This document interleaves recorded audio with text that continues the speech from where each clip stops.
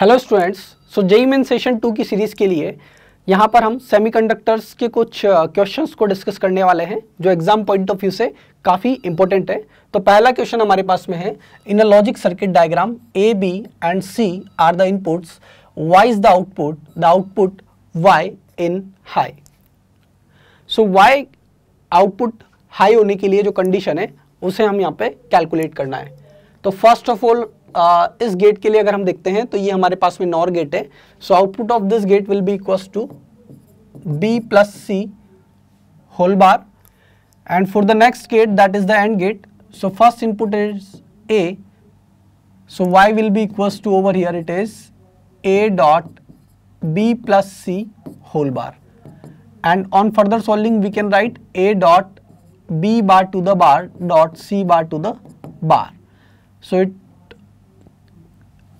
it will be written as a dot b bar dot c bar, and y के output y के high होने के लिए यहाँ पर कंडीशन है a should be equals to 1, b should be equals to 0, so that b bar will be equals to 1 and c will be equals to 0, so that c bar will be equals to 1 over here.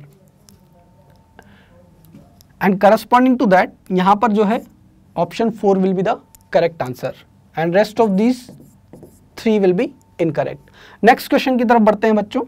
अगला question हमारे पास में दिया हुआ है, for the forward bias diode characteristics shown in the figure, the dynamic resistance at ID is equals to 3 milliampere will be.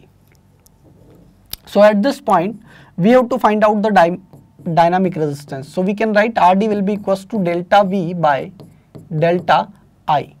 For this segment, for these 2 points, if we join these 2 points, so we have to find out the slope of this, and slope will be over here is equals to 1 upon RD, that is equals to delta I by delta V over here, and therefore this 1 by RD will be equals to delta I by delta V. So RD will becomes delta V by delta I, and that is the dynamic resistance. So यहाँ पे हम calculate कर सकते हैं RD it is equals to delta V हो जाएगा। इन दोनों points के करस्पॉन्डिंग अगर हम वोल्टेज की बात करते हैं तो ये वाला वोल्टेज हो जाएगा हमारे पास में 0.75 वोल्ट, एंड इस पॉइंट के करस्पॉन्डिंग वोल्टेज होगा 0.65 volt divided bye, for this point current will be 5 milliampere, that is 5 into 10 raised to minus 3, and for this point the current will be 1 into 10 raised to minus 3, so it is equals to 0.10 divided by 4 into 10 raised to minus 3, so it is 10 raised to minus 1 divided by 4 into 10 raised to minus 3, so RD will be equals to 10 raised to 2 divided by 4, and it is equals to because voltage is given in a volt and current is given in milliampere, so this will be equals to 0.10, so this is 10 raised to minus 1, so that is 10 raised to 2 divided by 4, and it will become 25 ohm. So dynamic resistance जो है यहाँ पे 25 होगा। So first option is the correct answer. Next question की तरफ हम बढ़ते हैं बच्चों। यहाँ पे अगला क्वेश्चन यहाँ पे बोला गया है, in a PN junction diode not connected to any circuit, the potential is same everywhere. So अगर हम यहाँ पे एक पोटेंशियल के चेंज होने की बात करते हैं, this is the PN junction diode, and in the depletion region on P side there is negative immobile ions, and on positive sides on N side there will be the positive immobile ions, and field will be, that is the uniform field will be towards from N region to the P region, and we know in the direction of electric field potential will decrease. So for the depletion region field will be constant due to potential will be not equal in the depletion region. So the P type is at a higher potential than the N type side. So it is also incorrect. This is also incorrect because field is from N to P side. So therefore N is at a higher potential compared to the P. There is an electric field at the junction directed from N side to the P side. So option third is correct. There is an electric field at the junction directed from the P side to the N side. So it is correct. So due to the immobile ion, field will be towards N to P side as we already know about it. So option third यहाँ पे correct होगा. Next जो question है हमारे पास में बच्चों, एक एन टाइप सेमीकंडक्टर यहाँ पे हमें दिया हुआ है and the donor level at 500 milli electron volt above the valence band. So इस क्वेश्चन में यहाँ पे हमें बोला गया है जैसे कि हमारा यहाँ पे वैलेंस बैंड है and this is the conduction band. So यहाँ पर जो डोनर लेवल है it is at a high 500 milli electron volt and we want to create a hole.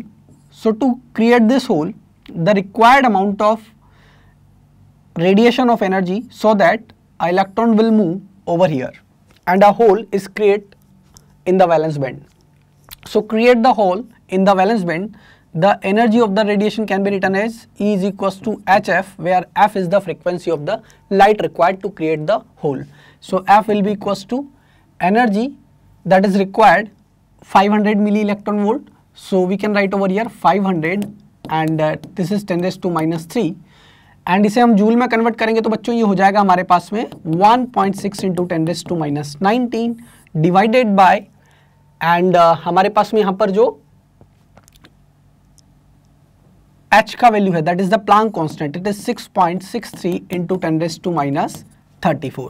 तो फर्दर अगर हम इसे सॉल्व करते हैं तो ये आ जाएगा बच्चों हमारे पास में 50 into 1.6 डिवाइडेड बाय 6.63 into ये तो बन जाएगा हमारा 10 raised to minus 21 बिकॉज 10 यहाँ say that is 10 into 10 raised to minus 3 it will become the 10 raised to minus 2 10 raised to minus 21 divided by 10 raised to minus 34 and अगर इसे solve करते हैं तो ये आएगा 12 into 10 raised to 13 हर्ट्ज. तो यहां पर हमारा ऑप्शन सेकंड करेक्ट होगा. नेक्स्ट क्वेश्चन की तरफ बढ़ते हैं बच्चों. अगला जो क्वेश्चन है हमारे पास में, इस क्वेश्चन में बोला गया है the circuit shows the peak voltage V not is. तो यहां पर इस सर्किट में जो 2 किलो ओम है इसके अक्रॉस जो पीक वोल्टेज डेवलप होगा ये हमें फाइंड आउट करना है. तो फॉर फर्स्ट साइकिल के लिए अगर हम बात करते हैं, जैसे ही यहाँ पर ये हमने कंसिडर कर लिया कि फर्स्ट पॉजिटिव हाफ साइकिल में ये पॉजिटिव है ये नेगेटिव है, तो करंट यहाँ से फ्लो होना स्टार्ट होगा. अब जब करंट यहाँ पे आएगा तो देखिएगा ये D2 will be in forward bias and this D1 will be in reverse bias, it will not conduct. So current यहाँ से फ्लो होगा, देन करंट इधर भी फ्लो करके जा सकता है एंड करंट जो है वो यहाँ से इधर भी फ्लो होकर के जा सकता है. इसके पास में दो पाथ है फ्लो होकर के जाने के, एक तो यहाँ से ये फ्लो होकर के आएगा इधर और इधर होकर के इधर चला जाएगा. नेक्स्ट करंट इधर से फ्लो होकर के आएगा और इधर भी होकर के फ्लो होकर के चला जाएगा. तो अगर हम यहाँ पे देखते हैं बच्चों, यहाँ पर आकर के करंट दो पार्ट्स में डिवाइड होगा, एक तो ये वाला और एक ये वाला. यहां से अगर करंट मेरा I आ रहा है तो यहां तो चला जाएगा I1 और इधर चला जाएगा I2. किसी इंस्टेंट की बात कर रहे हैं, किसी इंस्टेंट पे जो करंट होगा, let's suppose it is I, so it is divided into I1 and I2 और इसमें भी उतना ही करंट पास होगा that is I1 and finally यहां पर हमारे पास में हो जाएगा I1 प्लस I2. सो ये 2 किलो ओम ये 2 किलो ओम आपस में सीरीज में कनेक्ट हैं और इन दोनों का जो इक्विवेलेंट है वो इस 2 किलो ओम के साथ में यहाँ पर पैरेलल में कनेक्टेड है. अब फर्स्ट ऑफ ऑल हम ये बात करते हैं कि जो पीक वोल्टेज है जिसके वजह से करंट जो है वो पीक वैल्यू पे होगा, तो जैसे जैसे ये वाला वोल्टेज इंक्रीज होगा इसका जो पीक वैल्यू होगा दैट इज द 10 वोल्ट. सो जब यहाँ पे इसके अक्रॉस अप्लाइड वोल्टेज 10 वोल्ट पहुंच जाएगा, सो it will gain the maximum potential difference 10 volt. In that condition ये वाला जो करंट है ये अपने मैक्सिमम वैल्यू का होगा एंड उस केस में यहाँ पे हम देख सकते हैं ये सर्किट कुछ इस तरह से हम बोल सकते हैं, this circuit will be like this. This is the 10 volt, this is plus, this is minus, this is 2 kilo ohm, so V naught is the potential difference across it and another 2 kilo ohm and the another 2 kilo ohm that is over here, that is 2 kilo ohm. सो जो instantaneous voltage होगा किसी भी instant पे, उतना ही value of potential difference इस 2 kilo ohm के होगा across. And यहां पर हम देख सकते हैं कि दोनों रेजिस्टेंस जो है वो सेम वैल्यू के हैं, तो जितना भी किसी इंस्टेंट पे वोल्टेज होगा वो इक्वली दोनों के अक्रॉस होगा।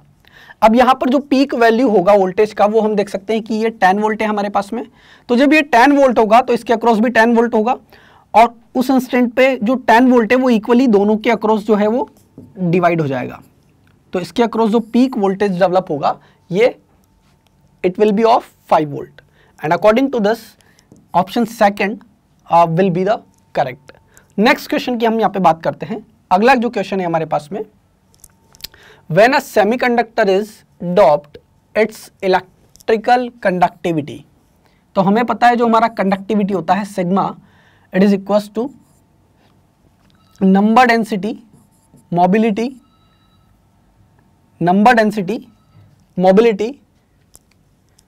into E corresponding to the electron and corresponding to the holes, that is NH mu H into E. So as we increase the doping, in that condition number of free charges will increase and therefore its conductivity will increase. So option first जो है यहाँ पे correct होगा, second incorrect, third incorrect and fourth is also incorrect. अगले question की तरफ बढ़ते हैं बच्चों। यहाँ पे अगला जो हमारे पास में क्वेश्चन है, इस क्वेश्चन में हमें फाइंड आउट करना है in the following figure diode which are forward bias, तो कौन सी कंडीशंस जो है उनमें हमारे डायोड्स जो है वो फॉरवर्ड बायस में है। तो देखो यहाँ पे जो हमारा डायोड होता है, नॉर्मली अगर हम एक डायोड को डिजाइन करते हैं तो ये जो सिंबल होता है this is the P and this is N, और अगर P वाला जो है वो हाई पोटेंशियल से कनेक्ट है, N वाला नेगेटिव साइड से कनेक्टेड है, then it will be in forward bias. तो फर्स्ट कंडीशन के लिए देखते हैं, यहाँ का जो वोल्टेज है इट इज +10 वोल्ट, ये वाला +5, तो ये वाला P होगा और ये वाला N होगा। So P at a higher potential compare to the N, so therefore this is forward bias, so A is correct. Now second condition के लिए देखते हैं, ये वाला वोल्टेज हमारा -10 वोल्ट है, यहां पर ये वाला वोल्टेज होगा बच्चों 0 वोल्ट का। तो इस कंडीशन में अगर हम यहां पे देखेंगे, this is the P and this is N, so P is connected to the lower potential compare to the N and therefore it is in reverse bias, so ये हमारा इनकरेक्ट होगा। नेक्स्ट कंडीशन के लिए हम यहां पे देखते हैं बच्चों, इस कंडीशन में अगर देखते हैं तो ये वाला जो है हमारा -5 volt, that is the P and N is connected to -12 volt. So clearly यहाँ पे देख सकते हैं ये वाला नेगेटिव में ज्यादा है, that means it is at lower potential compare to this value, so P at a higher potential compare to the N, so it is in forward bias and therefore option C is correct. Now for the option D over here, this is 0 volt, this is 5 volt over here. So again for this diode this is PN, so again it is in reverse bias and according to this A and C is correct over here, so option third is the correct answer.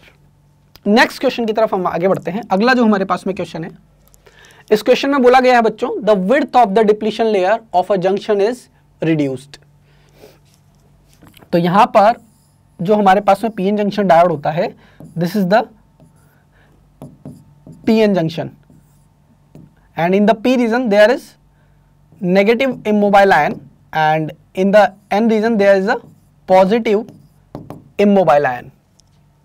Now the width of the depletion layer of a junction is reduced under the forward bias because, so यहाँ पे हमारे पास में जो P reason होता है, इस depletion region में तो कोई हमारे पास में फ्री चार्ज अवेलेबल नहीं होता है, only immobile ions are present and in the P region there is a positive holes in majority along with the negative immobile ion, and in the minority there is a electrons, and similarly in the n region there is a free electrons are available in majority along with the positive immobile ion, और minority यहाँ पे जो charge carriers होते हैं वो holes होते हैं। तो फॉरवर्ड बायस की कंडीशन में क्या होगा, इन होल्स पे अगर हम यहाँ पे P को हायर पोटेंशियल पे कनेक्ट कर देते हैं एंड N को लोअर पोटेंशियल पे कनेक्ट कर देते हैं लाइक दिस, तो इस कंडीशन में क्या होगा, देखो इनिशियली अगर ये कनेक्टेड नहीं है तो यहाँ पे एक जो है वो डिप्लीशन रीजन में इलेक्ट्रिक फील्ड होता है that is from N side to P side. So हमने यहाँ पे एक एक्सटर्नल वोल्टेज अप्लाई किया and due to this an external electric field will be applied from P to N side. So इन majority charge carriers पे force जो है वो P से N के साइड पे लगेगा एंड इन मेजॉरिटी चार्ज कैरियर इलेक्ट्रॉन्स पे due to this field force जो है वो डिप्लीशन रीजन की तरफ लगेगा। सो इन फॉरवर्ड बायस की कंडीशन में जो मेजॉरिटी चार्ज कैरियर से both are try to moving towards the depletion region and it will reduce the depletion region in the forward bias because more charge carriers become available. It is incorrect. No number of minority carriers is reduced. It is also incorrect. Doping level is increased. It is also incorrect. Majority charge carriers on both the sides of the junction are driven towards it.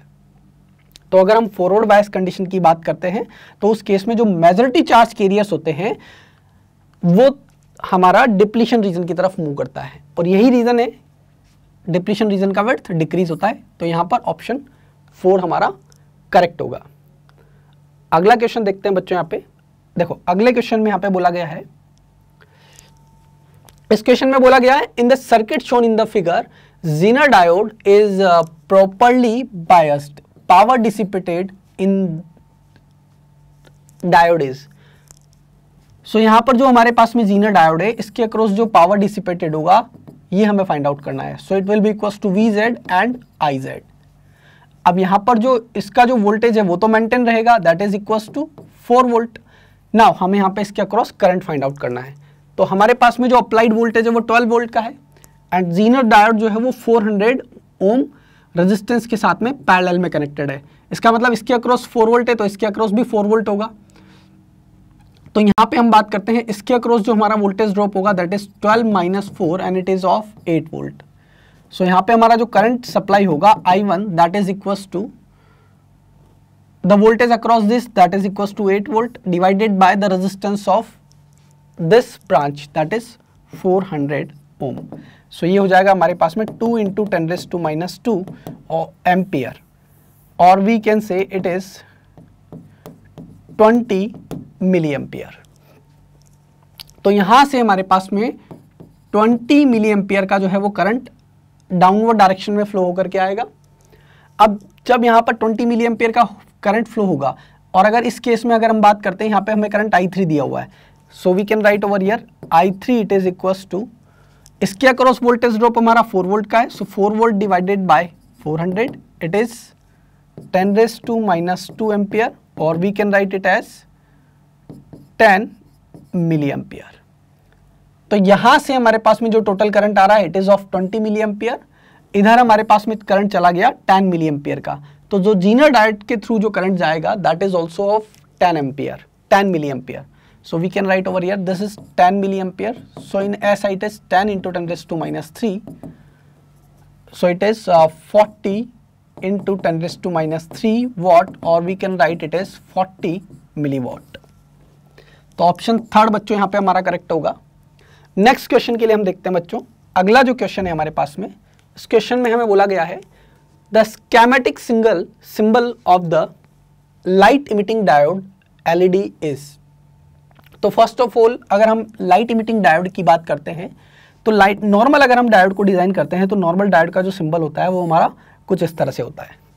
अब जैसा कि इसका नाम है light emitting diode, तो यहाँ से जो है वो लाइट इमिट करेगा। इसका मतलब जो रेडिएशन होगा वो डायोड से आउटवर्ड होगा। सो फर्स्ट वाला हमारा इनकरेक्ट होगा क्योंकि यहाँ पे रेडिएशन इंसिडेंट हो रहा है। अच्छा ये वाला यहाँ पे रेडिएशन बाहर जा रहा है, इसका मतलब यही हमारा करेक्ट होगा। ये इनकरेक्ट, ये इनकरेक्ट। नेक्स्ट जो हमारा LED होता है that is also used in the forward bias condition. That means this P is connected to the anode and this N is connected to the cathode. Forward bias में इसलिए use में लिया जाता है ताकि ज्यादा से ज्यादा जो मेजॉरिटी चार्ज कैरियर्स है वो रिकम्बाइन करें in the depletion region, and due to their recombination energy will release, and the released energy will be in form of a visible light, and that is why it is called the light emitting diode. So option B हमारा यहाँ पे correct answer है। अगला जो question है बच्चों हमारे पास में, इस क्वेश्चन में बोला गया है in the given figure each diode has a forward bias resistance of 30 ohm and infinite resistance in reverse bias, the current I1 will be over here. सो इस क्वेश्चन में हम देख सकते हैं बैटरी का जो positive terminal and negative terminal की बात करते हैं तो करंट जो है इस अकॉर्डिंग सप्लाई होगा, and according to this first diode will be in reverse bias and second diode will be in forward and as well as third diode will be in forward bias condition.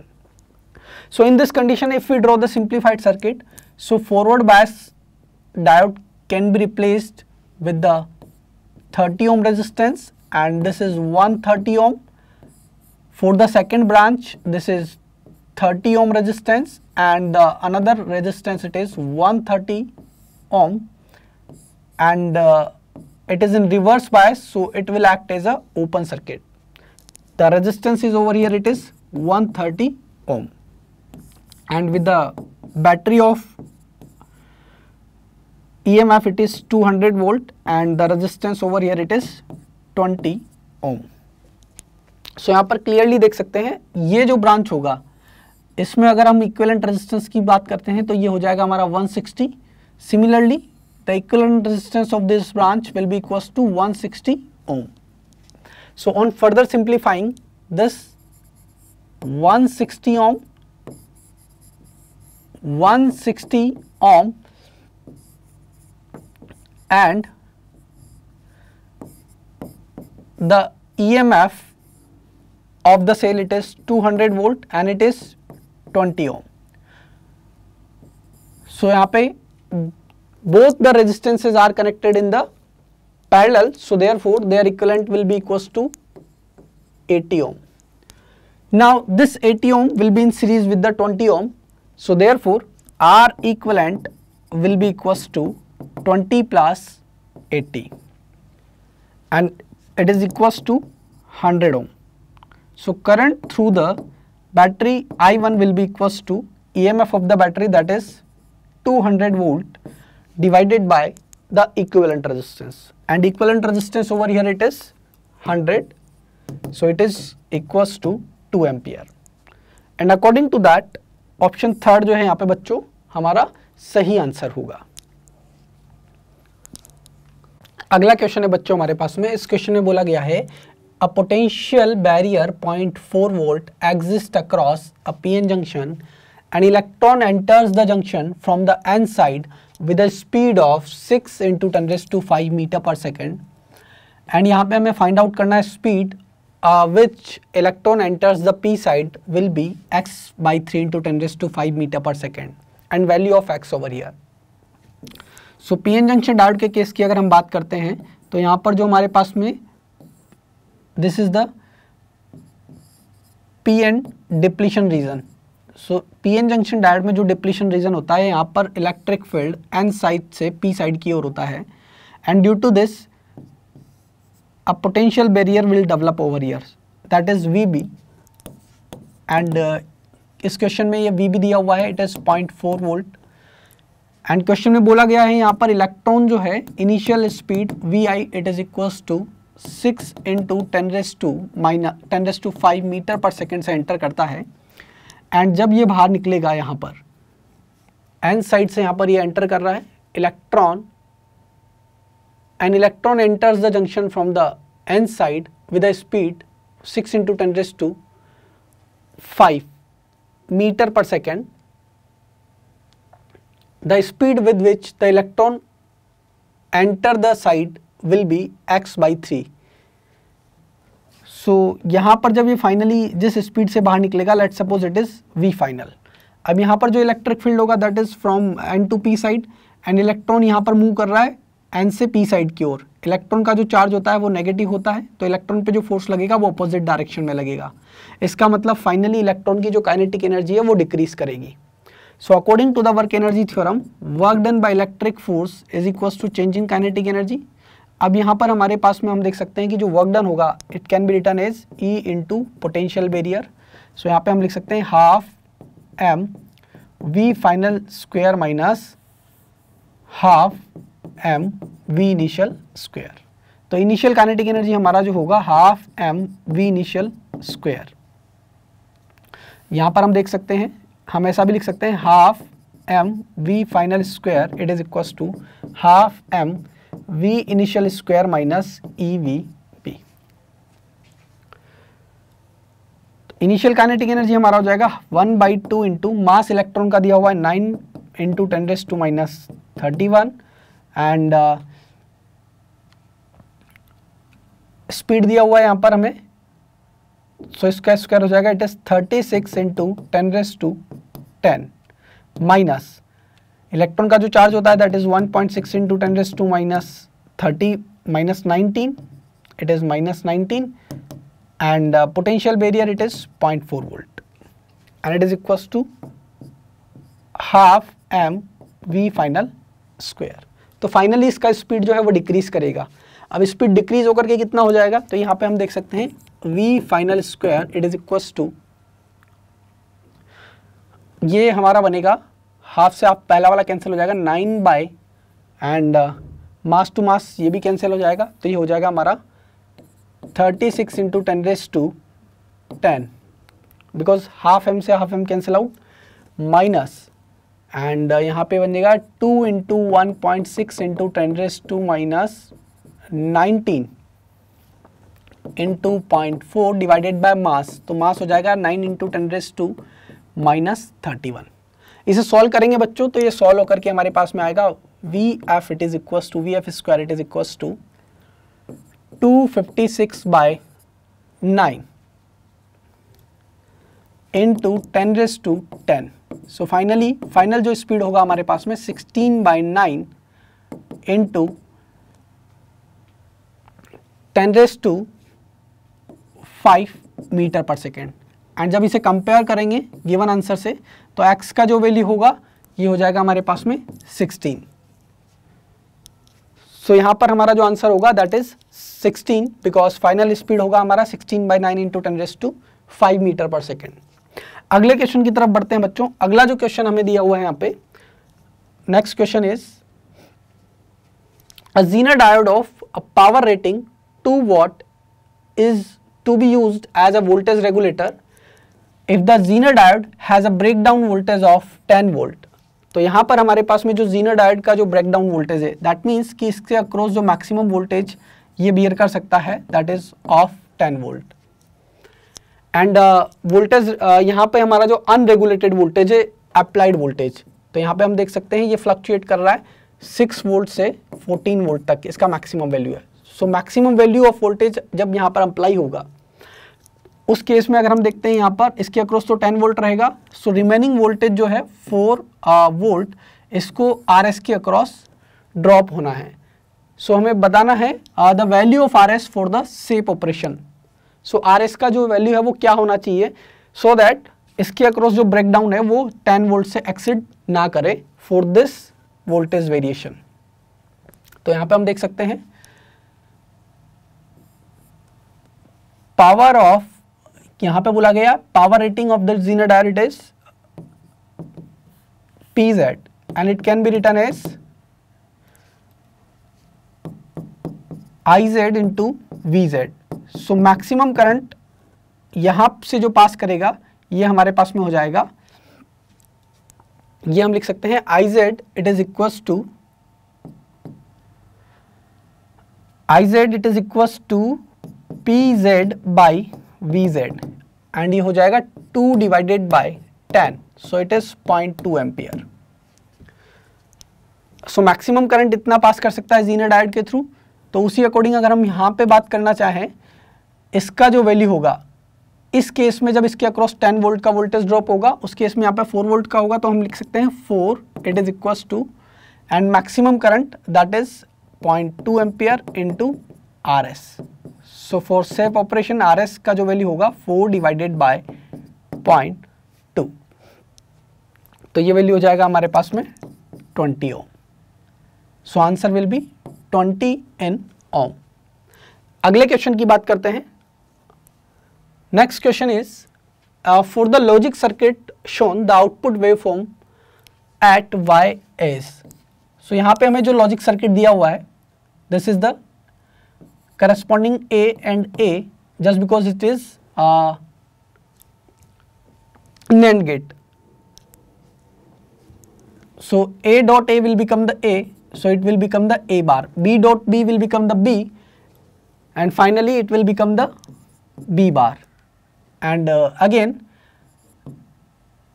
after the AND operation it will become the a bar dot b bar, and just because this is the NAND gate, so y will be equals to a bar dot b bar to the whole bar, or we can write a bar to the bar plus b bar to the bar, so it will become a plus b. So clearly using this we can see over here y will be high when दोनों input में से कोई सा भी एक input high होगा, और y जो है वो लो होगा जब दोनों इनपुट लो होंगे। तो यहाँ पे हम देख सकते हैं a जो है 0 to 1 और b जो है 0 to 1 में दोनों लो हैं, तो आउटपुट वेवफॉर्म 0 से 1 में हमारा लो होगा। और उसके बाद अगर 1 से 2 में देखते हैं तो b हाई है, तो a और b का जो आउटपुट है दैट इज y वो भी हाई होगा। मतलब हम यहाँ पे बोल सकते हैं 0 से 1 के लिए तो y जो है वो 0 होगा। उसके बाद अगर हम देखते हैं यहाँ पे b हाई है, फिर 2 से 3 के लिए अगर हम देखते हैं तो 2 से 4 के लिए 2 to 4 all are at high, so output waveform will be like this। तो यहाँ पे जो सिमिलर हमारा मैच करता है that is first, so first is the correct. Next question की तरफ बढ़ते हैं बच्चों। अगला क्वेश्चन है हमारा, given below are two statement, one is labeled as assertion and the other is labeled as reason R। इस assertion A में बोला गया है photodiodes are used in forward bias usually for measuring the light intensity। So basically जो हमारा photodiodes होते हैं that are we can use in a left or any other instrument to detect the signal. Basically हमारे जो photodiodes होते हैं इनको हम रिवर्स बायस में यूज लेते हैं, बट यहाँ पे बोला गया है it is used in the forward bias. So ये यहाँ पे इनकरेक्ट है, बिकॉज रिवर्स बायस केस में जो हमारा करंट फ्लो होता है that is of minority charge carriers के कारण करंट फ्लो होता है। और अगर वहाँ पर एक्स्ट्रा रेडिएशन की वजह से अगर डिप्लीशन रीजन में किसी तरह से ब्रेकडाउन होगा, so due to the generation of the majority charge carrier in the और due to the generation of the extra charge carrier in the depletion region एक करंट में चेंज होगा। तो वो करंट में चेंज तभी ही हम मेजर कर सकते हैं जब इनिशियल लेवल पे इनिशियली हमारा करंट जो है वो एक कम रेंज का करंट हो। इसीलिए रिवर्स बायस कैरेक्टरिस्टिक्स में फोटोडायोड को यूज लिया जाता है। तो फर्स्ट असर्शन जो है हमारा फॉल्स है। रीजन की बात करते हैं हम बच्चों यहाँ पे, for a PN junction diode at applied voltage V the current in the forward bias is more than the current in reverse bias. So PN junction diode की अगर हम बात करते हैं यहाँ पे, तो अप्लाइड वोल्टेज के केस में अगर हम देखते हैं तो करंट जो होता है फॉरवर्ड बायस में ये ज़्यादा होता है, it is of milliampere. And reverse bias characteristics की बात करते हैं तो वहाँ पर हमारा करंट जो होता है वो माइक्रो एम्पियर का होता है, where V naught is the threshold voltage and Vz is the breakdown voltage। So obviously जब वोल्टेज हमारा थ्रेशोल्ड से ज़्यादा होगा तो ये फॉरवर्ड बायस कैरेक्टरिस्टिक्स होगा, और ये जो अप्लाइड वोल्टेज है वो ब्रेकडाउन वोल्टेज से कम या उसके इक्वल हो सकता है। तो यहाँ पर हम बोल सकते हैं A is false and R is true, so option third is correct.